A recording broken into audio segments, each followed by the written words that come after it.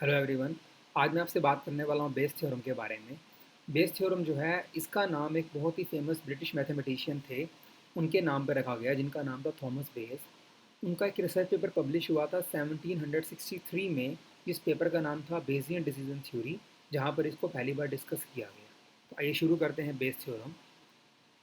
देखिए, Bayes theorem क्या कहती है कि it describes the probability of an event based on prior knowledge of conditions that might be related to the event.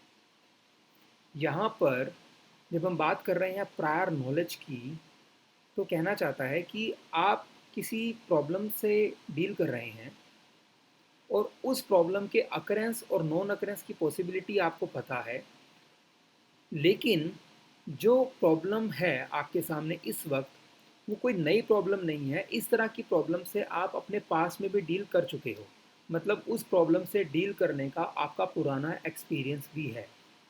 और अब आपको करना क्या है, एट प्रेजेंट आपको पता लगाना है उस प्रॉब्लम के अकरेंस और नॉन अकरेंस की पॉसिबिलिटी को। तो बेस थ्योरम का प्लेटफॉर्म कहता है कि क्यों ना आप अपने पुराने एक्सपीरियंस को भी यूज़ करो, मतलब आप पुराना एक्सपीरियंस भी कंसीडर करो और करंटली जो प्रॉब्लम आपके सामने है उसके अकरेंस और नॉन अकरेंस की जो पॉसिबिलिटी आपको लगती है आप उसको भी कंसीडर करो, और दोनों को मिक्स करो। मतलब पुराना एक्सपीरियंस और करंट सिचुएशन दोनों को मिक्स करो और फिर पता लगाओ कि उस प्रॉब्लम के अकरेंस और नॉन अकरेंस की पॉसिबिलिटी फ्यूचर में क्या हो सकती है। मतलब पास्ट भी लो, प्रेजेंट भी लो, और फिर उसके अकॉर्डिंगली आप फ्यूचर को प्रेडिक्ट करो। इस पर्टिकुलर प्रॉब्लम को समझने के लिए हम एक एग्जांपल लेते हैं। मान लीजिए एक डॉक्टर है जो 60 साल के एक पेशेंट को ट्रीट कर रहे हैं, और पेशेंट का जो डिजीज़ है वो है हेपेटाइटिस सी। अब डॉक्टर्स को पहले भी एक्सपीरियंस है इस तरह के पेशेंट से डील करने का, और जो करंट पेशेंट उनके सामने है उसकी दो पॉसिबिलिटी हैं, या तो वो रिकवर होगा या रिकवर नहीं होगा। यहाँ रिकवरी को मैं A1 से सिंबलाइज कर रहा हूँ और रिकवर ना होने को मैं A2 से सिंबलाइज कर रहा हूँ। करंटली जो पेशेंट उनके सामने है उसके रिकवर होने की पॉसिबिलिटी डॉक्टर को लगता है 2/3 है, और रिकवर ना होने की पॉसिबिलिटी है 1/3, as you can see in the graph. और डॉक्टर का जो पुराना एक्सपीरियंस है उसको मैं बी अल्फ़ाबेट से सिंबलाइज कर रहा हूँ, जैसे कि आप सर्कल में देख रहे हैं। इस सर्कल को मैंने दो पार्ट्स में डिवाइड किया है। यहाँ पे 0.80 का जो एरो है वो A1 की तरफ है, और 0.20 का जो एरो है वो A2 की तरफ है।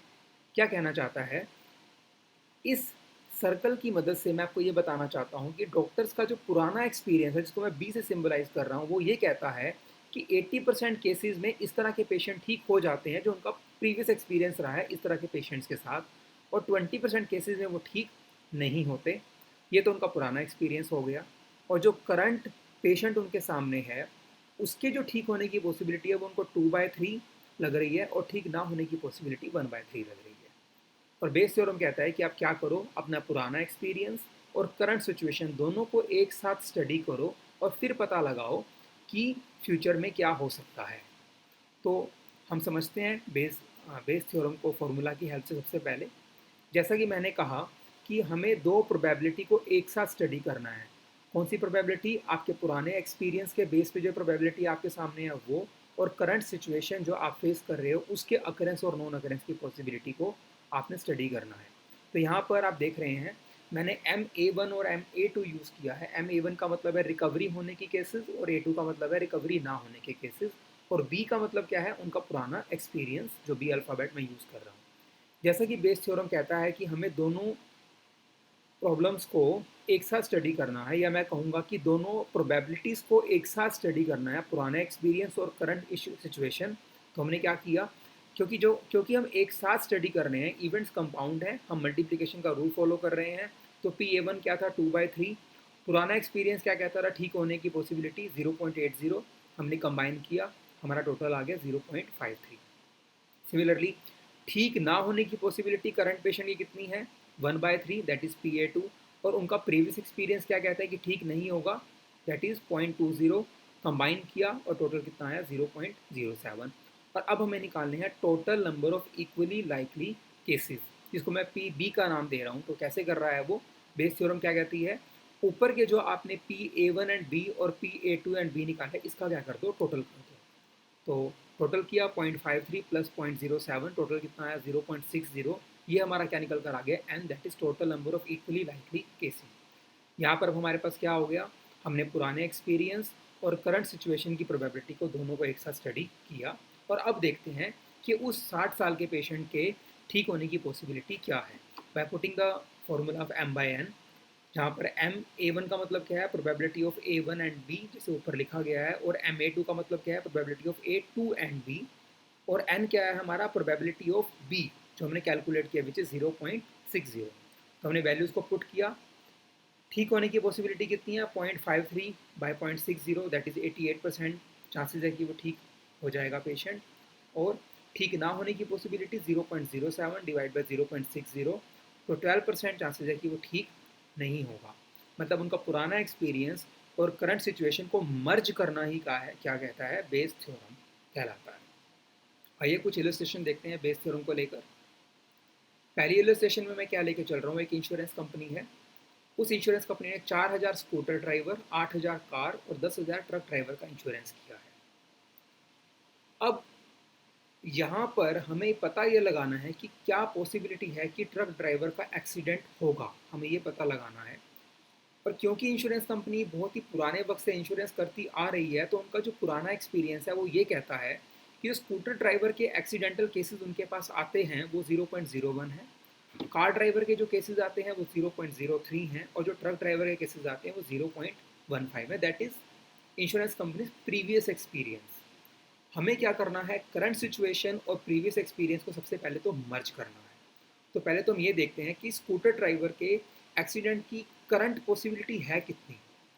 जैसा कि हम यहाँ पे देख रहे हैं कि हमने टोटल 4000 स्कूटर ड्राइवर का इंश्योरेंस किया था, और जो टोटल नंबर ऑफ इंश्योरेंस था वो कितने थे, 22,000। दैट इज 4000 स्कूटर वाले, 8000 कार और 10,000 ट्रक। तो हमने निकाला दैट इज 2/11। सिमिलरली हमने टोटल 8000 कार ड्राइवर का इंश्योरेंस किया था और टोटल नंबर ऑफ इंश्योरेंस 22,000 थे, तो हमने कार ड्राइवर की पॉसिबिलिटी क्या निकाली, 4/11 by using the formula of M by N. और ट्रक ड्राइवर के केस में टोटल 10,000 ट्रक ड्राइवर का इंश्योरेंस हुआ था और टोटल नंबर ऑफ इंश्योरेंस 22,000 थे, तो ट्रक वालों की पॉसिबिलिटी 5/11। और स्कूटर, कार और ट्रक ड्राइवर के जो प्रीवियस एक्सीडेंटल केसेस की जो एक्सपीरियंस है इंश्योरेंस कंपनी का, जो उनकी पॉसिबिलिटी है वो हमें ऑलरेडी गिवन है, 0.01, 0.03 और 0.15। तो आइए बेस थ्योरम से हम क्या करते हैं, इसको मर्ज कर देते हैं और एक टेबल की हेल्प से समझते हैं। जैसा कि आप यहाँ पे देख रहे हो, A1 स्कूटर वालों को सिंबलाइज कर रहा है, A2 कार वालों को और A3 ट्रक वालों को सिंबलाइज कर रही है। यहाँ पर हमने देखा कि हमने कैलकुलेट भी किया था, देखिए जैसे कि कार, स्कूटर और ट्रक, उनकी पॉसिबिलिटी क्या है, 4/11, 2/11 और 5/11, जो हमने यहाँ पे ले लिया है। जो उनका प्रीवियस एक्सपीरियंस है स्कूटर वालों को लेके वो क्या है, 0.01, कार वालों को लेके 0.03 और ट्रक वालों को लेकर 0.15। जैसे कि बेस थ्योरम कहती है, पुराना एक्सपीरियंस और करंट सिचुएशन दोनों को एक साथ स्टडी करो। हमने दोनों को एक साथ स्टडी किया यूजिंग मल्टीप्लिकेशन रूल। हमने मल्टीप्लाई किया तो स्कूटर वालों की पॉसिबिलिटी कितनी आई, 0.0018। कार वालों की कितनी आई, 4/11 इंटू 0.03 दैट इज 0.0109। और ट्रक वालों की कितनी आई, 5/11 इंटू 0.15 दैट इज 0.068। ये हमारे पास तीनों की इंडिविजुअल प्रोबेबिलिटी निकल कर आ चुकी है। अब निकाल रहे total number of equally likely cases.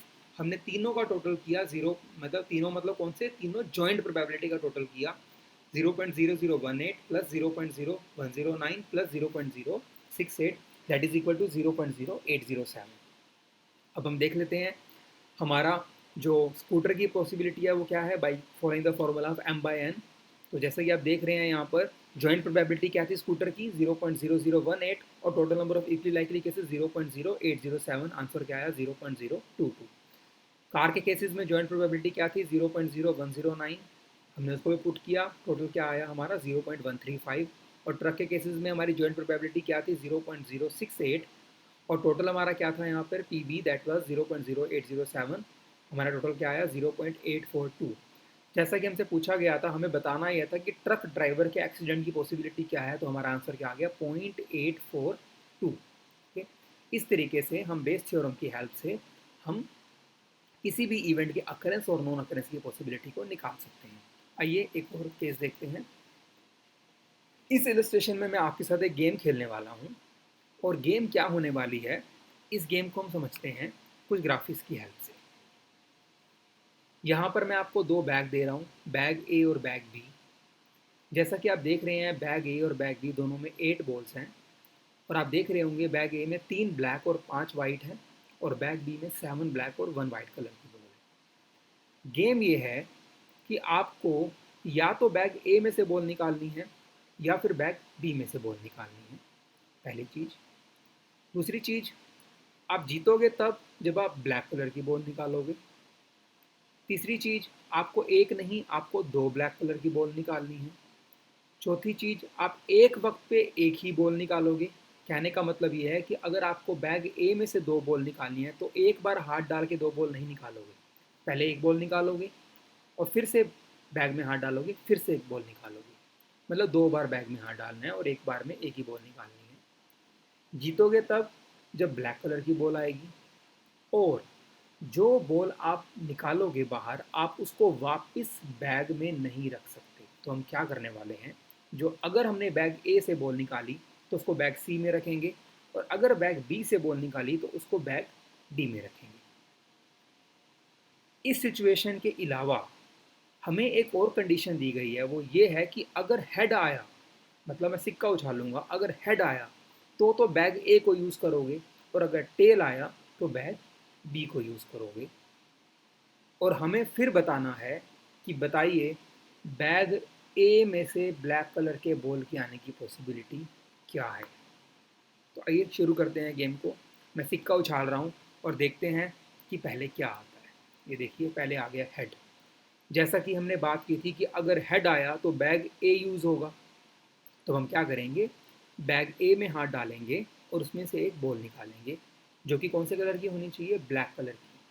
तो अगर हम इस सिचुएशन को देखें, बैग ए में अगर मैं हाथ डालूं तो ब्लैक कलर की बॉल आने की पॉसिबिलिटी एट प्रेजेंट कितनी है, दैट इज़ 3/8। क्यों, क्योंकि बैग ए में 8 बॉल्स हैं और टोटल ब्लैक बॉल्स कितनी हैं, 3। तो और दूसरी कंडीशन क्या थी, जो बॉल निकालोगे आप उसको वापस बैग ए में नहीं रख सकते। तो आइए, हमने बैग ए में हाथ डाला और ये पहली बॉल निकाली और हमने इसको बैग सी में डाला। हमें क्या कहा गया था, आपको दो दो बॉल्स निकालनी है, एक बॉल तो निकाल ली, अब दूसरी बार फिर से बैग ए को यूज़ करना है, और दूसरी बार भी कौन सी बॉल होनी चाहिए, ब्लैक कलर की। अब बताइए दूसरी ब्लैक कलर की बॉल आने की पॉसिबिलिटी कितनी रहेगी। अब total number of balls bag A में कितनी है, 7, और टोटल ब्लैक बॉल्स कितनी है, 2। तो दूसरी बार ब्लैक बॉल आने की पॉसिबिलिटी कितनी है, 2/7। ये हमने दूसरी बार भी निकाला। ये तो वो केस था अगर हेड आए तो। लेकिन अगर टेल आ जाता तो हमें कौन सा बैग यूज़ करना था, बैग बी। मान लीजिए टेल आ गया, तो अगर टेल आता तो हम कौन सा यूज़ करते, बैग बी। तो बैग बी में से भी कौन सी बॉल निकालनी है हमने, ब्लैक। तो अब देखिए पहली बार ब्लैक बॉल निकलने की पॉसिबिलिटी कितनी है बैग बी में से, दैट इज 7/8। क्यों, क्योंकि टोटल 7 ब्लैक बॉल्स हैं, लेकिन टोटल नंबर ऑफ बॉल्स कितनी है, 8। तो आइए पहली बॉल निकाल लेते हैं, ये निकाल ली। क्योंकि हम रिप्लेस नहीं कर सकते तो हमने उसको बैग डी में डाल दिया। अब क्योंकि हमें दो बार बॉल निकालनी है, दूसरी बार फिर बैग बी में हाथ डालना है, तो अब बताइए दूसरी बार ब्लैक बॉल आने की पॉसिबिलिटी कितनी रह गई। अब बैग बी में टोटल नंबर ऑफ बॉल्स कितनी है, 7, और total number of black balls कितनी है, 6। तो दूसरी बार ब्लैक बॉल आने की पॉसिबिलिटी कितनी है, 6/7। ये हमने दूसरी बार भी निकाल ली। अब होगा क्या, या तो बैग ए यूज़ होगा या बैग बी यूज़ होगा। क्यों, क्योंकि या तो हेड आएगा या फिर क्या आएगा, टेल आएगा। तो हम देखते हैं कि बैग ए में से अगर दो ब्लैक बॉल निकालें तो उनकी पॉसिबिलिटी क्या है। अगर बैग बी को यूज़ करें तो उन उस बैग में से ब्लैक बॉल आने की पॉसिबिलिटी क्या है, एक तो ये चीज़, और दूसरी हमें पहले से पता है हेड आने की पॉसिबिलिटी क्या है और टेल आने की पॉसिबिलिटी क्या है, जो हम ऑलरेडी पढ़ चुके हैं। हेड आने की पॉसिबिलिटी भी 1/2 होती है और टेल आने की पॉसिबिलिटी भी 1/2। तो देखिए यहाँ पर क्या हुआ, बैग ए में से पहली ब्लैक बॉल आने की पॉसिबिलिटी 3/8 जो हमने पहले पढ़ा था, और सेकंड ब्लैक बॉल आने की पॉसिबिलिटी 2/7। ये कौन सा केस था, अगर हेड आए तो। और अगर टेल आता तो कौन सा बैग यूज़ करते, बी। तो और बैग बी में से पहली ब्लैक बॉल आने की पॉसिबिलिटी 7/8 और दूसरी बार ब्लैक बॉल आने की पॉसिबिलिटी 6/7। क्योंकि हमारे जो इवेंट्स हैं वो जॉइंट है, कंपाउंड है, हमने क्या किया, मल्टीप्लिकेशन का रूल यूज़ किया कि अगर बैग ए यूज़ होता तो दो ब्लैक बॉल आने की possibility 3/8 into 2/7 that is equal to 3/28। और अगर बैग बी यूज़ होता तो ब्लैक बॉल आने की पॉसिबिलिटी 7/8 इंटू 6/7 दैट इज 3/4। अब हमारे पास दो तरह की पॉसिबिलिटी है, एक तो हेड और टेल आने की, दूसरी बैग ए में से ब्लैक बॉल या फिर बैग बी में से ब्लैक बॉल आने की। तो बेस थ्योरम यूज़ करते हैं और दोनों को क्या कर देते हैं, ज्वाइन कर देते हैं। देखिए अब यहाँ पर हेड और टेल आने की पॉसिबिलिटी 1/2 और 1/2 हमने ले ही लिया है। और बैग ए में से ब्लैक बॉल आने की पॉसिबिलिटी 3/28, जैसा कि आप देख रहे हो हमने नीचे कैलकुलेट किया हुआ है रेड कलर में। और बैग बी में से ब्लैक बॉल आने की पॉसिबिलिटी 3/4 हमने पहले ही कैलकुलेट किया हुआ है, ये हमने पुट कर दी। बेस थ्योरम को कंसीडर किया और दोनों पॉसिबिलिटी को एक साथ हमने स्टडी किया। तो क्या हुआ, 3/28 into 1/2 that is 3/56, that is our joint probability of bag A. और बैग बी की जॉइंट प्रोबेबिलिटी क्या हुई, 3/4 इंटू 1/8 दैट इज 3/8। और total number of equally likely cases क्या हो गए, 3/56 plus 3/8 that is equal to 24/56। हमसे क्वेश्चन क्या पूछा गया है कि आप ये बताइए कि बैग ए में से ब्लैक बॉल आने की पॉसिबिलिटी कितनी है। देखो बैग ए में से ब्लैक बॉल कब कब आ सकती है, एक तो हेड आना चाहिए और उसके बाद हमें ब्लैक बॉल निकालनी है। क्योंकि हमने इनको एक साथ स्टडी किया ही है, तो हेड आना और ब्लैक बॉल की पॉसिबिलिटी बैग ए में से आने की पॉसिबिलिटी जो जॉइंट है वो कितनी है, 3/56। और total number of equally likely cases that is P B is equal to 24/56। By putting the formula of m/n हमने कैलकुलेट किया, this is equal to 1/8। Similarly अगर टेल आ जाता तो कौन सा बैग यूज़ करते, बैग बी। तो बैग बी के अंदर हमारे पास जो ब्लैक बॉल आने की पॉसिबिलिटी थी वो कितनी थी, 3/4। लेकिन वो होता कब, जब क्या आता, टेल आता। तो जॉइंट प्रोबेबिलिटी क्या थी, 3/8। तो बैग बी में से हम अगर कहते कि बॉल निकलती तो हम क्या करते, bye putting the formula of m/n। यहाँ पे m क्या है, 3/8 और n क्या है, 24/56। By putting the formula that is 7/8। जैसा कि हमसे क्वेश्चन में पूछा गया, हमें बताना ये था कि बैग ए में से बॉल निकलने की पॉसिबिलिटी कितनी है, तो हमारा आंसर क्या आ गया, 1/8। इस तरीके से हम लोग बेस थ्योरम की हेल्प से अपनी प्रोबेबिलिटी कैलकुलेट कर सकते हैं। मैं फिर से एक बार कंक्लूड कर दूं, बेस थ्योरम क्या कहती है, आप अपने पुराने एक्सपीरियंस और करंट सिचुएशन की पॉसिबिलिटी को एक साथ स्टडी करो। जब आप अपने पुराने एक्सपीरियंस और करंट सिचुएशन की पॉसिबिलिटी को एक साथ स्टडी करते हो, हम उसको बोलते हैं पोस्टीरियर प्रोबेबिलिटी। अगर आपको मेरा ये लेक्चर बहुत अच्छा लगा हो तो प्लीज़ वो लाइक एंड शेयर ज़रूर कीजिए और मेरे चैनल को सब्सक्राइब करना ना भूलिए। Thank you so much.